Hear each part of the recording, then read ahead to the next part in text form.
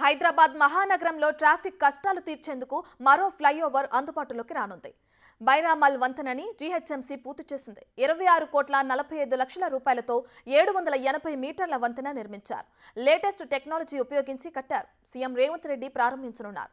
ఆ ఫ్లైఓవర్ కు సంబంధించి మరింత సమాచారం మా ప్రతినిధి సుజాత అందిస్తారు.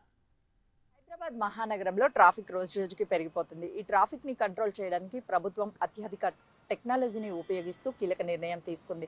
బైరామల్ వంతెన నిర్మాణంతో ట్రాఫిక్ కి చెక్ పెట్టేందుకైతే మాత్రము వంతెన నిర్మాణాన్ని నిర్మించింది. దాదాపు 780 మీటర్ల పొడవు ఉన్నటువంటి ఈ వంతెన వై ఆకారంలో ఉంది. ఈ వంతెనకి సంబంధించి మనం చూస్తున్నాం కదా, స్పీడ్కి వెళ్ళేటువంటి వాహనాలు ఏవైతే ఉంటాయో ఆ వాహనాల స్పీడ్ని 40 వరకే వెళ్ళాలి అని చెప్పేసి సింబాలిక్గా అటు బోర్డులను నిర్మించడంతో పాటు ఎక్కడైతే యూటర్న్ కర్వ్స్ ఉంటాయో వాటిని నియంత్రించేందుకు ఎలాంటి ఇన్సిడెంట్స్ జరగకుండా బోర్డ్స్ని ఏర్పాటు చేశారు. ఒకవేళ స్ట్రైట్గా రూట్ ఉంటే దీనికి సంబంధించి యారో మార్క్ను వేశారు.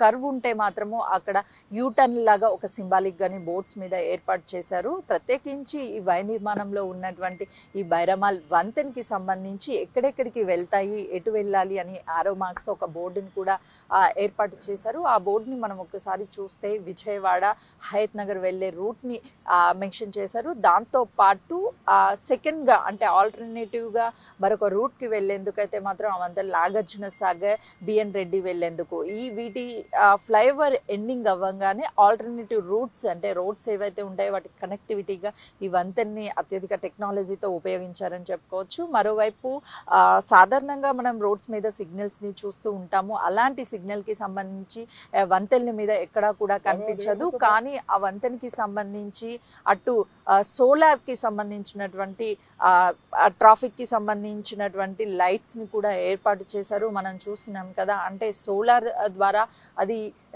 లైట్ అనేది రావడము అటు ట్రాఫిక్కి సంబంధించినటువంటి అలర్ట్ని కూడా చూపిస్తూ ఉంటుంది. మరోవైపు మరికొద్ది రోజుల్లోనే ఈ ఫ్లైఓవర్ అనేది ప్రారంభోత్సవం సీఎం రేవంత్ రెడ్డి చేయబోతున్నారు కాబట్టి ఈ పనులు మొత్తం కూడా చకచక అన్ని కూడా కంప్లీట్ చేశారు. మరోవైపు లైట్స్ని ఏర్పాటు చేశారు. రోడ్స్ మీద కూడా ఓవర్ స్పీడ్ వెళ్ళొద్దు అని సింబాలిక్గా అటు 40 స్పీడ్తో పాటు యారో మార్క్స్ని ఏర్పాటు చేశారు. మరోవైపు చూస్తున్నాం కదా, ఈ ఫ్లైఓవర్ చుట్టూ కూడా ఆల్టర్నేటివ్ రోడ్స్కి కనెక్టివిటీగా ఉంది. ఇప్పటికీ ఇంత అత్యాధునిక టెక్నాలజీని ఉపయోగించి ఈ హైదరాబాద్ మహానగరంలో మొదటి ఫ్లైఓవర్ అని చెప్పుకోవచ్చు. వై జంక్షన్గా ఏర్పాటు చేసి ఎవరికి ఎలాంటి ట్రాఫిక్ ఇబ్బందులు కలగకుండా వాళ్ళు సేఫ్గా వాళ్ళ గమ్యస్థానాలకి చేరేందుకైతే ప్రభుత్వం నిర్ణయం తీసుకుందనే చెప్పుకోవచ్చు. ఎందుకంటే ఎస్ఆర్డిపి పనుల కింద మొత్తం 42 ప్రాజెక్టులను ఏర్పాటు చేసినప్పటికీ అందులో ఉన్నటువంటి ఇంకా కొన్ని ప్రాజెక్టులు అయితే మాత్రము పనులు కొనసాగుతూనే ఉన్నాయి. అందులోనే బైరామల్ గూడలోని మల్టీ లెవెల్ గ్రేడ్ సపరేటర్ని అయితే మాత్రము ఈ నెల సీఎం రేవంత్ రెడ్డి ప్రారంభించబోతున్నారు. ఇందులో ప్రధానంగా ఓవైసీ హాస్పిటల్ సైడు, చింతలకుంట వైపు, నాగార్జున సాగర్ వైపు ర్యాంపులు ఉన్నాయి. దీనికి ప్రత్యేకించి ఆకర్షణీయంగా ఏంటంటే ఈ 3 ర్యాంపులను కూడా చెప్పుకోవచ్చు. ఇవే కాకుండా Nalgonda flyover, Falaknuma, ROG, Shastripuram, ROB, Aramghar flyover, Uppal flyover, Gachibowli, Shilpa second phase వంటి 6 పనులు అయితే మాత్రం ఇంకా కొనసాగుతున్నాయి. ఇవన్నీ అందుబాటులోకి వస్తే మాత్రము ఈ ట్రాఫిక్ పూర్తిగా చెక్ పెట్టవచ్చు అని చెప్పుకోవచ్చు. రోజు రోజుకి అటు ట్రాఫిక్ పెరిగిపోతున్నటువంటి ఈ నేపథ్యంలోనే ఇలాంటి టెక్నాలజీ ఉపయోగించి ఫ్లైఓవర్లు నిర్మించడం వల్ల అయితే మాత్రము పూర్తి స్థాయిలో ట్రాఫిక్ని కంట్రోల్ చేయవచ్చు. మరోవైపు వాహనదారులు ఎవరైతే ఉంటారో వాళ్ళు వెళ్ళే టైంలో కూడా వాళ్ళకి ఎలాంటి ట్రాఫిక్ ఇబ్బంది లేకుండా గమ్యస్థానాలకు చేరేందుకు ఇలాంటి ఫ్లైఓవర్లు అయితే ఉపయోగకరంగా ఉంటాయని చెప్పుకోవచ్చు.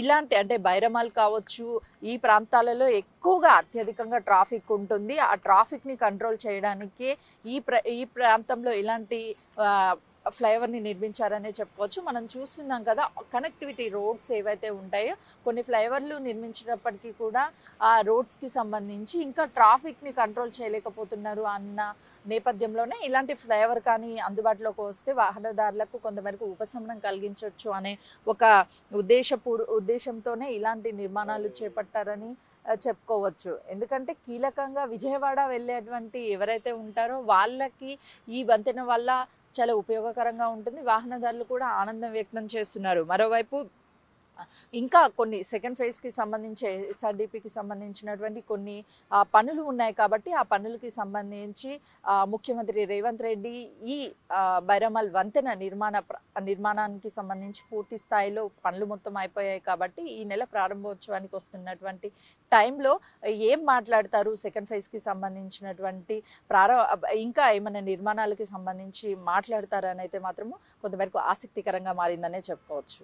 చూసాం కదా, దాదాపు 780 మీటర్ల పొడవు ఉన్నటువంటి బైరామల్ వంతెన ఇక్కడ నుంచే ప్రారంభమవుతుంది. అటు 2 రోడ్లను కలుపుకునేటువంటి నాగార్జున సాగర్, అదేవిధంగా విజయవాడకి వెళ్ళేటువంటి రూట్స్ ని కూడా కనెక్ట్ చేస్తూ ఈ ఫ్లైఓవర్ ని అత్యంత ఆధునికరంగా నిర్మించారనే చెప్పుకోవచ్చు. కెమెరామెన్ శ్రీకాంత్ తో సుజాత, బైరామల్.